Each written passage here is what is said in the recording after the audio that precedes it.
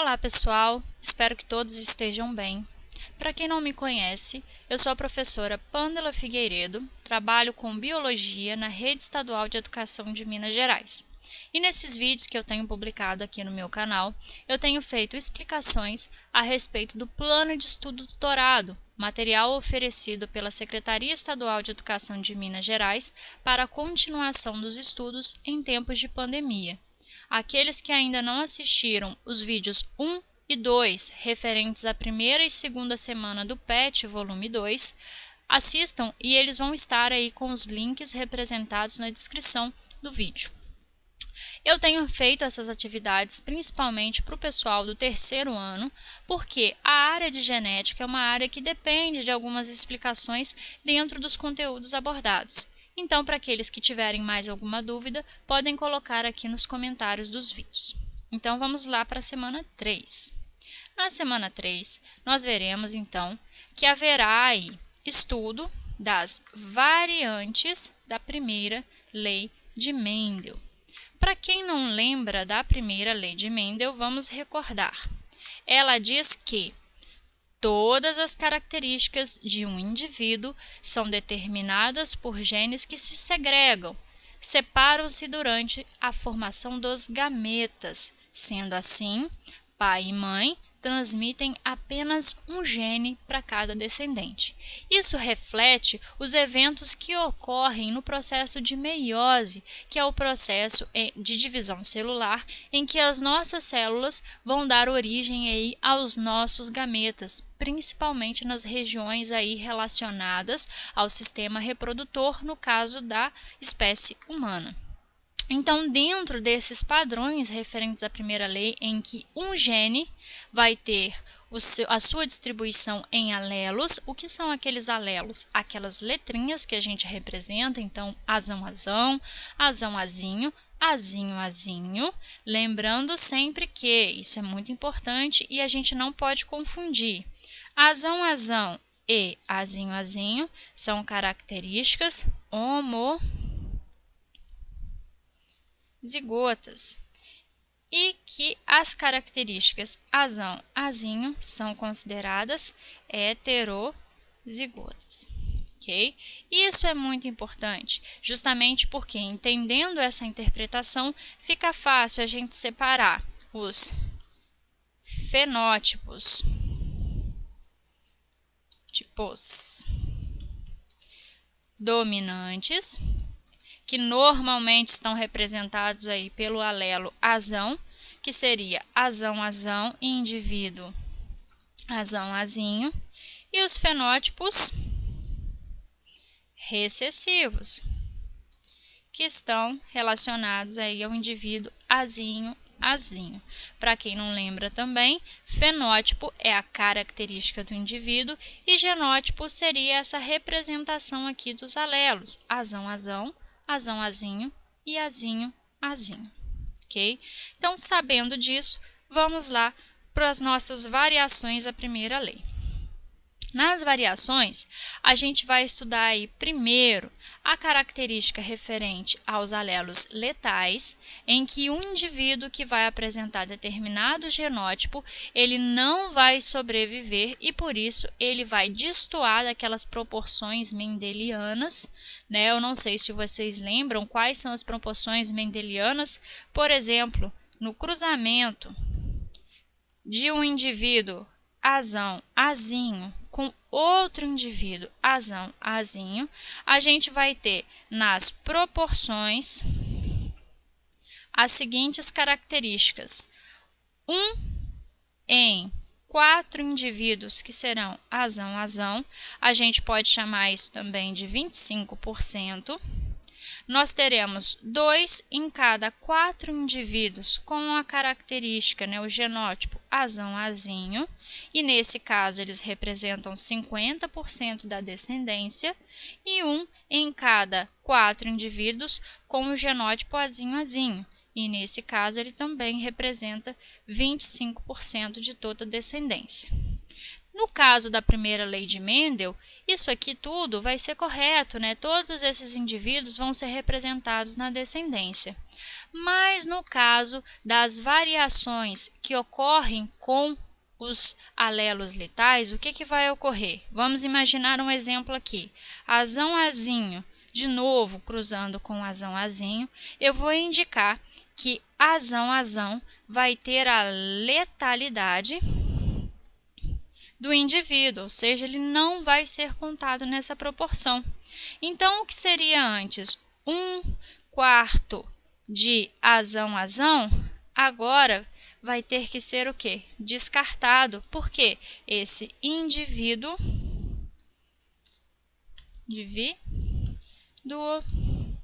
não se desenvolve. Então, eu não vou poder contar esse indivíduo aqui na minha geração final. Então, eu vou eliminá-lo. Eu vou contar apenas 2 agora em cada 3, porque o azão Azão foi descartado, que será o azão Azinho, e vou ter 1 em cada 3 também, já que eu descartei o azão Azão, que será o azinho Azinho, já que esse indivíduo aqui, ó, vai sofrer letalidade. Então, nas minhas proporções, ao invés de eu trabalhar com os números sobre 4, agora eu vou trabalhar com os números sobre 3. Isso é muito importante no estudo aí das variações da lei de Mendel. Outras características que também nós veremos é o caso de pleitropia, dominância incompleta e codominância. Vamos continuar então. Aqui está representado para vocês os alelos letais, mostrando aqui um indivíduo amarelo, como a gente viu, azão Azinho, um outro indivíduo amarelo, e no cruzamento deles, o indivíduo, como a gente viu, ó, azão Azão morre. Então, a gente só vai contar os 2 indivíduos com a característica heterozigota e um indivíduo aí, nesse caso, com a coloração agouti, né, que também vai ser a característica recessiva. Então, a gente vai ter uma distorção daquele número sobre 4 que normalmente a gente via na primeira lei. Já no caso da pleitropia, o que acontece? Vamos grifar isso aqui, que isso é muito importante. O alelo azão condiciona 2 características: coloração amarela do pelo, que se encontra em heterozigose, e morte homozigose. Esse é um alelo, um exemplo de pleitropia, que é a capacidade de um alelo determinar mais de uma característica. Ou seja, o que aconteceu ali? Aquele azão, dependendo da quantidade que ele aparece no genótipo desse indivíduo, ele vai indicar se o indivíduo vai sobreviver ou não, e caso ele sobreviva, a cor da sua pelagem. Toda vez que a gente tem aí alguns exemplos de gene que estão relacionados a mais de uma característica, então, por exemplo, um indivíduo azão Azinho poderia ser um indivíduo que representasse a altura, né? Indivíduo alto, um indivíduo de pelagem amarela, um indivíduo que tem uma capacidade de correr um pouco mais desenvolvida, né? Então, a gente teria várias características relacionadas ao mesmo genótipo. A isso, a gente dá o nome de pleitropia. No caso da espécie humana, a gente tem aí, ó, o exemplo da pessoa que não tem a capacidade de justamente metabolizar o aminoácido fenilalanina, né? O que acontece com essas pessoas? Elas têm uma dificuldade nas suas características metabólicas e vão ter alguns problemas fisiológicos referentes a isso.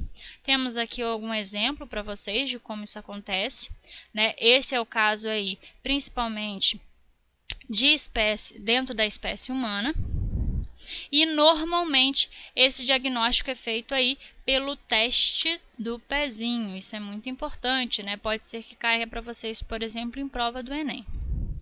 Já uma outra característica que o PET traz para vocês é essa manifestação atípica do heterozigoto, que são os casos de dominância incompleta, que também pode ser chamada de semidominância ou então a codominância.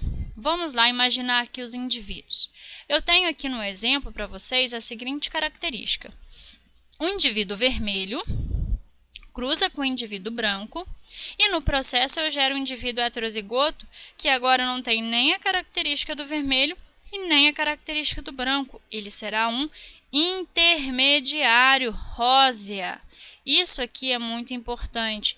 Toda vez que eu falo de dominância incompleta, vai surgir um terceiro padrão de fenótipo.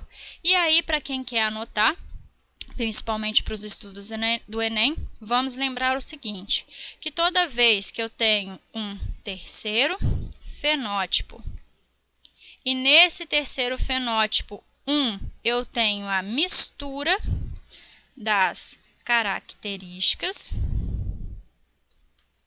eu chamo isso de dominância incompleta ou semidominância. Pode ser o nome que apareça para vocês aí. Toda vez que houver a permanência das duas características,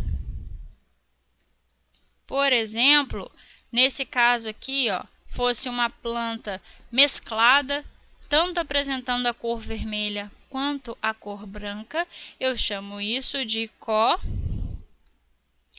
codominância. Esses nomes são interessantes porque eles vão cair para vocês em prova, né? Então, quem quiser anotar aí que quando eu tenho um terceiro fenótipo analisado, eu estou falando apenas de um gene, e em que não há presença de dominância ou não entre os alelos envolvidos, sempre apresentando um terceiro fenótipo, eu estou falando de processos de semidominância ou codominância. Como separar isso? Se eu tenho a mistura, ou seja, um intermediário, por exemplo, um indivíduo amarelo cruzou com um azul. No intermediário, nós teremos o verde. Quando a gente tem a presença de ambas as características, por exemplo, uma vaca branca cruza com um touro preto e nascem filhotes brancos com manchas pretas. A gente tem aí a permanência das duas características, que seria representado pela codominância. Depois, eles trazem para vocês também as questões do sistema ABO, né? Lembrando que o sistema ABO é conhecido também como a tipagem sanguínea em humanos, e a gente tem aí normalmente os tipos sanguíneos A, B, AB e O. Nesse caso, podem ocorrer dominância completa, ou seja, o alelo dominante predomina sobre o alelo recessivo.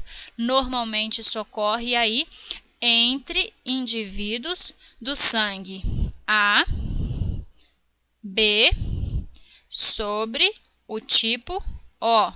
Nesse caso aqui, então, a gente está falando que no sistema ABO, a gente tem dominância completa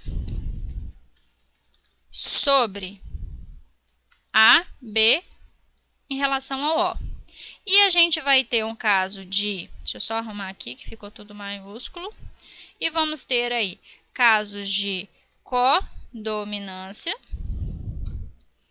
em relação ao sangue A e B, gerando aquele tipo sanguíneo conhecido como AB, que nós vamos estudar aí na próxima aula.